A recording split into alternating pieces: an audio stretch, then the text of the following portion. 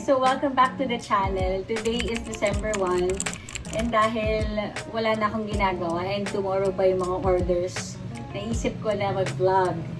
And today, ang napili kong topic na i-share sa inyo, wow! Meron talaga ditong outline, di ba? You can see from the title, Reality Check, My Life After Resigning from my Corporate Job. So, nag-resign ako ng January this year and then I came out.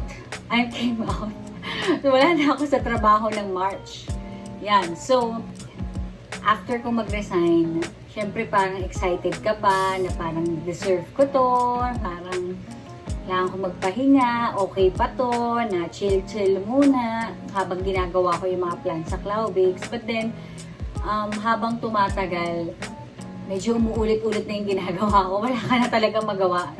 Scroll ka, nakakapagod yung ganun. So, is wala kang magawa.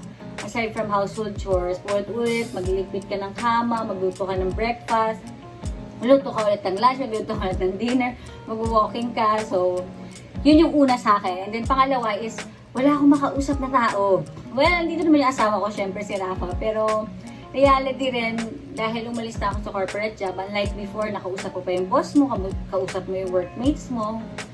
Medyo parang, ngayon wala talaga akong makausap kundi sarili ko, kundi yung mga tao sa socials ko. So, ayun, medyo mahirap siya sa part na yun kasi ako madaldal akong tao. Lalo na sa mga close ko, I mean, gusto ko yung nakikipag-converse. Pero this time, parang, wala akong magawa, wala pa akong makausap, ganun. Para kang mababaliw. Ganun. Ganun talaga, literal. Tapos ano pa ba? Sorry, may kodi ko kasi ako dito. Pangatlo, walang ibang magli-lead sa'yo kundi sarili mo. Walang ibang mag-encourage sa'yo kundi sarili mo din. Kasi diba dati sa corporate job, para may magsasabi sa'yo kung anong gagawin mo. Ito gawin mo, pag ginawa mo to, may possibility ma-promote ka, ganyan. But this time, I have plans for Cloudbakes, pero darating din talaga yung time na parang mauubusan ka na. Parang, hala, ano na bang gagawin kong next? Eh, dahil wala nga ako masyadong makausap from day to day, syempre may kanya-kanya rin naman tayong mga buhay, diba? Parang walang syempre magli-lead sa'yo kundi sarili mo. So, kapag wala kang ginawa today to better yourself, walang mangyayari. So, para siyang ganon. Pang-apat, dami no nakabulat. For now, dahil nga planting season kami and si Rafa lang yung full-time, no? I need to say no muna sa mga bagay-bagay. Dahil na yung mga binibili ko before, impulsively, ng gusto ko. So, bibiling ko, like for example, cookies, isang box, ang mahal-mahal ng cookies, diba? Pero ngayon, I have to say no muna sa mga bagay-bagay, like mga damit, mga sapatos, na pwede mo munang i-delay saglit. Siyempre, considering din na full-time ako ngayon sa Cloudbakes at hindi naman siya ganun pa ka, alam mo yun? I mean, nagsisimula pa lang kasi yung Cloudbakes, diba? Knowing that, hindi naman pwede rin na go pa rin tayo ng mga habits natin before. So, dun talaga, I have to say no. Even sa mga meetups na medyo malayo, medyo yun, pine-prepare ko pa yun. Kailangan, alam ko, para ahead of time, para ma-prepare ko rin. So, yun. Ano pa ba? Reality, mahirap kumita ng pera.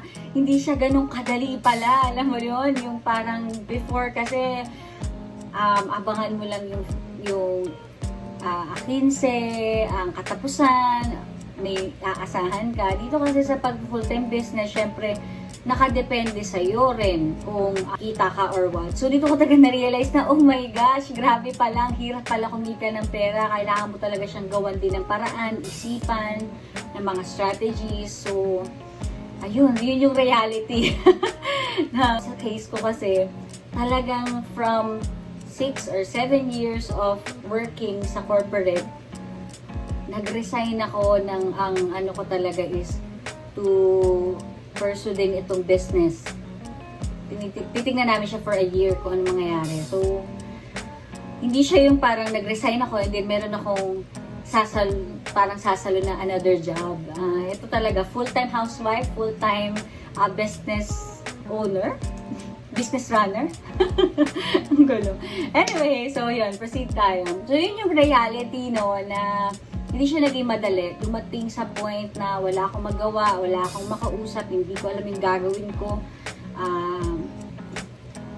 Kailangan ko mag-no muna sa mga bagay-bagay for now. And of course, yun nga, ang hirap kumita ng pera, yun yung reality noon na hindi basta-basta yung pagdedesisyon ng mag-resign ka. Kailangan talaga sobrang pinag-iisipan. Anyway, we'll just tackle it on the next vlog na lang.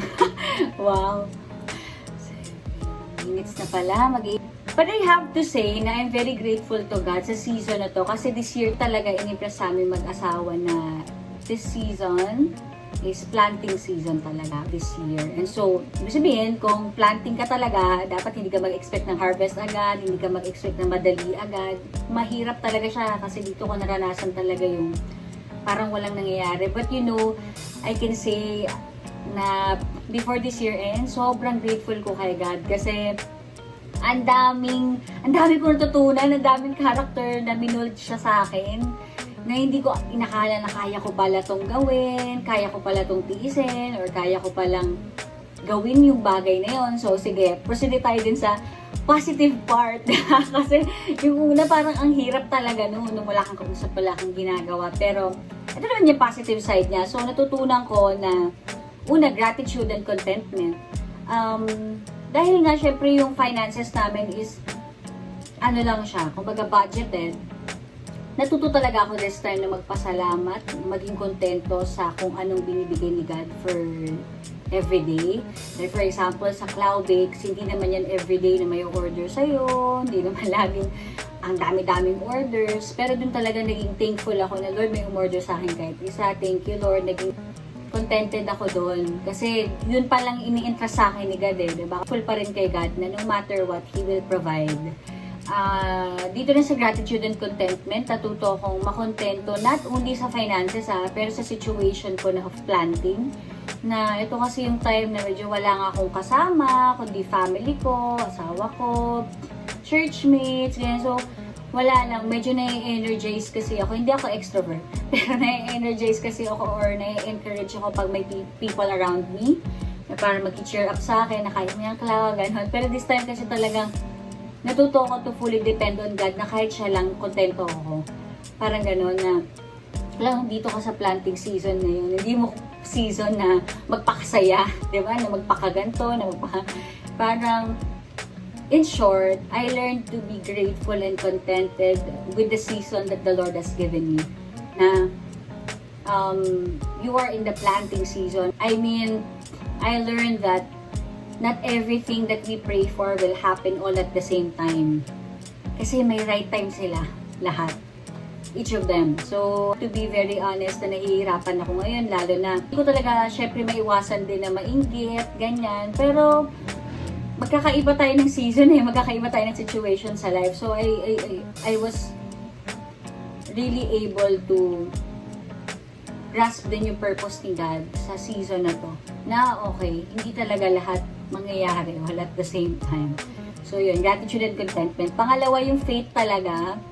I'm really thankful to God kasi yung faith, hindi ko yung nakala na ay, hindi pa pala ako, wala pa pala talaga akong faith kay God kasi parang this year ko lang talaga nakita yon dahil parang dito ko siya na-encounter na parang hindi mo pa yata talaga ako kilala, hindi mo ba alam na ginawa ko to, I'm the creator, I'm the provider, I made a way for this.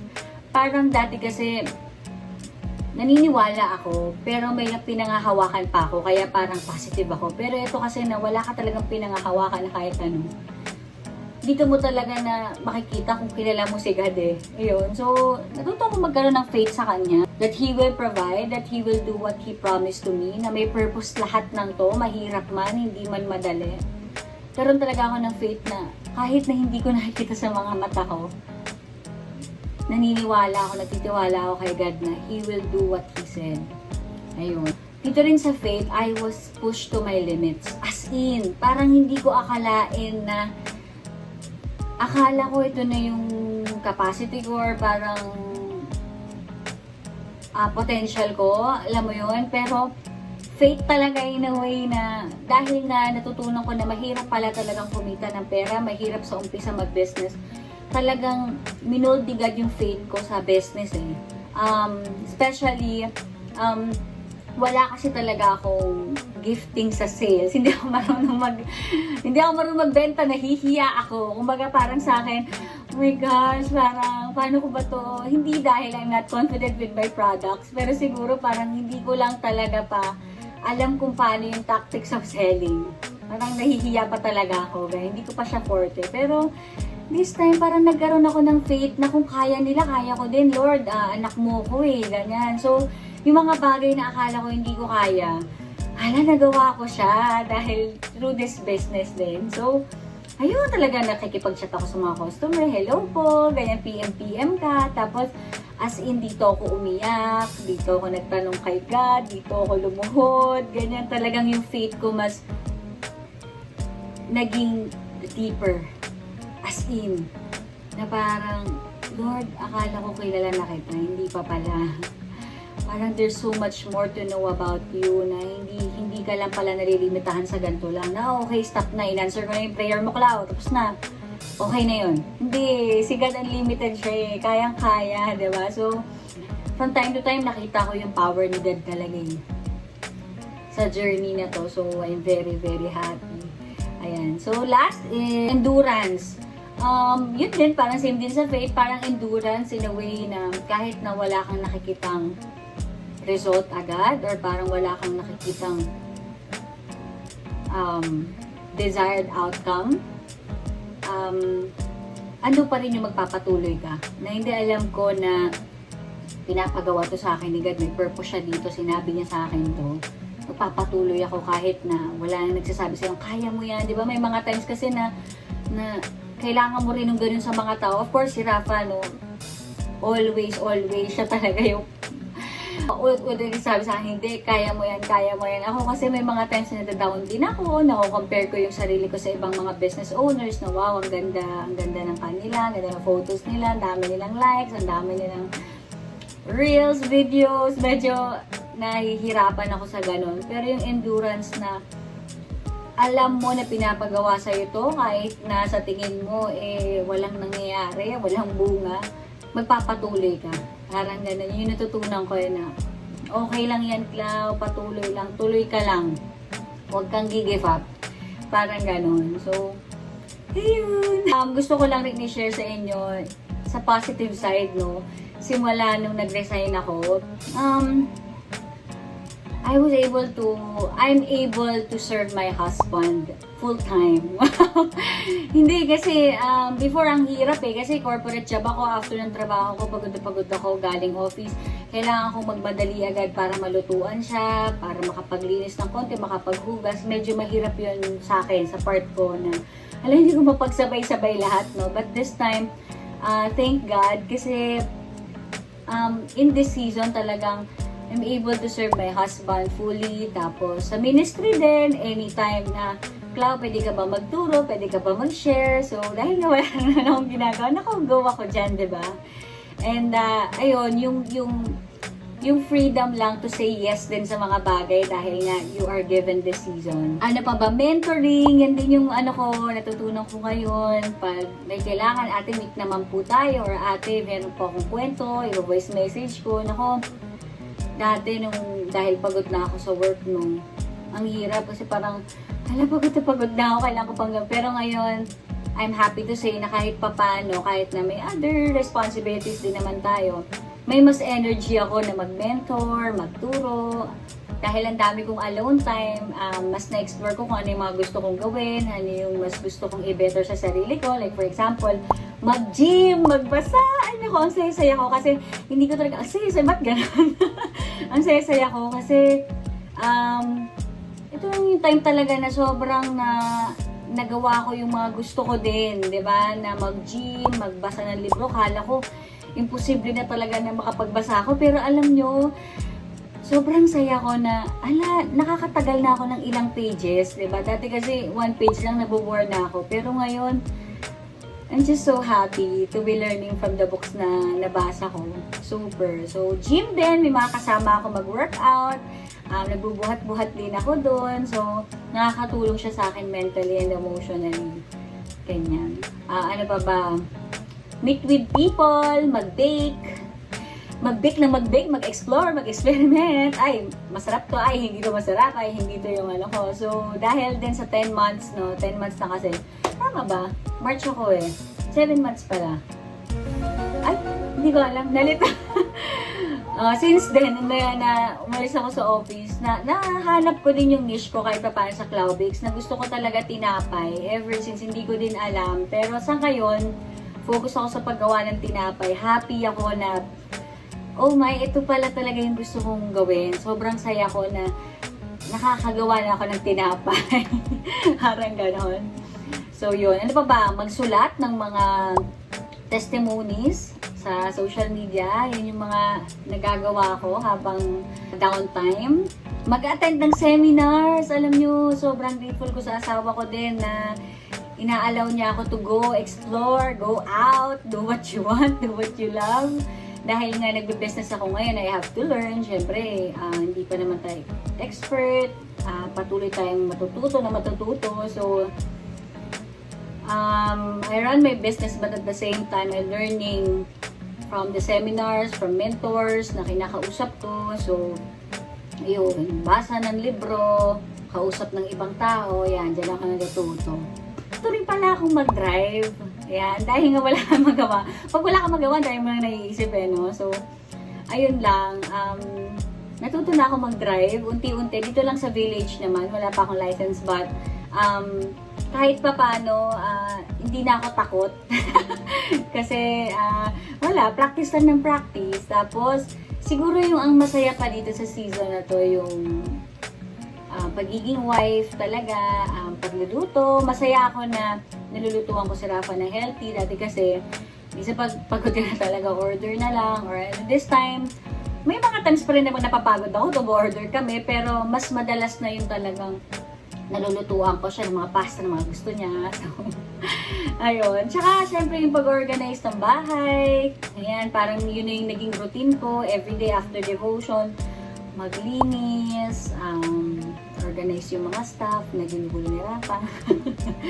Ayun lang. So, I think mahaba na tong vlog na to, no? I'm so sorry. This planting season, mahirap siya. Hindi siya madali talaga. Kung alam niyo na yung pinagdaanan ko, ang dami kong iyak. Siguro, pwede ako mag-insert dito ng mga photos ko na umiiyak talaga ako para makita nyo rin na mahirap yung season na to, especially planting season. Eh, parang walang nangyayari, exert ka ng effort, tanim ka ng tanim, ginagawa mo yung mga kailangan mong gawin, pero parang wala pa rin nangyayari. Pero this time, I can say na mahirap, lahat naman mahirap, diba? Pero this time, alam ko na ito yung pinapagawa sa akin ni God as of the moment, and masaya ako dun. Hindi pa man nangyayari yung mga bagay na naiisip natin, like, Lord, sana ganito, or sana lumaki si Cloudbakes, or ganyan. I'm happy with where I am right now. Kasi sobra niya akong minold, sobra niya akong tines, sobra niya akong ina-amaze sa power niya, sa glory niya, sa...